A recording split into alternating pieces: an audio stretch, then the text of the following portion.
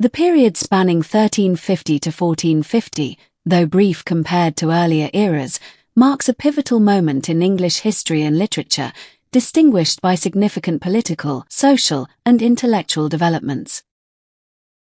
This era, encompassing much of Edward III's reign, the protracted French wars, the accession of Richard II in 1377, and the Revolution of 1399 that established the Lancastrian dynasty, was shaped by transformative events such as the Black Death and a burgeoning spirit of inquiry critical of ecclesiastical authority.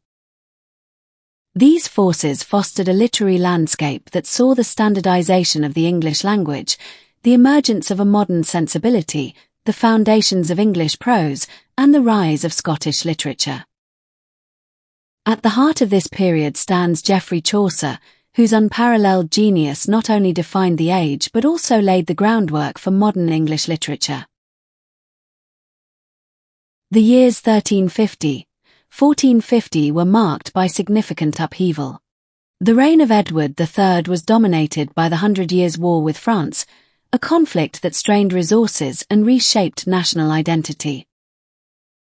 The accession of Richard II in 1377 brought political instability, culminating in his deposition in 1399 and the rise of the Lancastrian dynasty under Henry IV. However, the most profound societal impact came from the Black Death, a devastating plague that decimated populations, disrupted the feudal order, and sparked poverty, unrest, and peasant rebellions.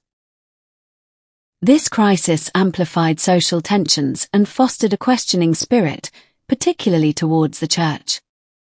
Figures like John Wycliffe and the Lollards challenged ecclesiastical corruption, advocating for reform and an English Bible, while William Langland's Piers Plowman delivered stern critiques of societal and religious failings. These intellectual currents created a fertile ground for literary innovation, setting the stage for the era's cultural achievements. By the mid-14th century, the English language was undergoing a significant transformation. The transitional phase, marked by dialectal diversity, was nearing its end, with the East Midland dialect, spoken in London and the universities, emerging as the standard.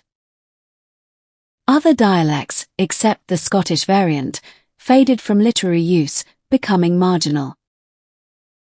The amalgamation of French and English elements produced a unified English tongue, which found its first full expression in the works of Geoffrey Chaucer. His adoption of the East Midland dialect not only reflected its growing dominance but also helped cement its status as the foundation of modern English, making literature more accessible and cohesive. The period also saw the emergence of a distinctly modern tone in literature.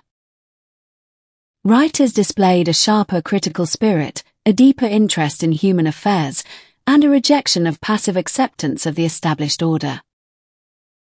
The romantic ideal, while still present, was waning, as evidenced by Chaucer's satirical treatment of romance.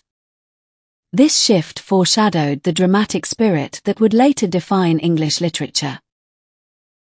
The age of anonymity in authorship began to decline, with most works now attributable to specific writers. Chaucer himself emerged as a towering figure, shaping the era with his innovative genius and giving it a distinctive literary identity. This era laid the groundwork for a mature English prose style. Earlier prose efforts were experimental or imitative, often reliant on Latin or French models. However, in the works of figures like Mandeville and Malory, prose became original and distinctive, reflecting the growing maturity of the English language. The demand for an English Bible further pressured the development of a standard prose, as Latin and French lost their dominance. This shift marked a significant step towards a robust and versatile English literary tradition. For the first time, Scottish literature gained prominence with the work of John Barber, whose epic The Bruce celebrated Scottish identity and heroism. Barber's contribution marked the beginning of a vibrant Scottish literary tradition, which would flourish in the following century with poets like Robert Henryson and William Dunbar.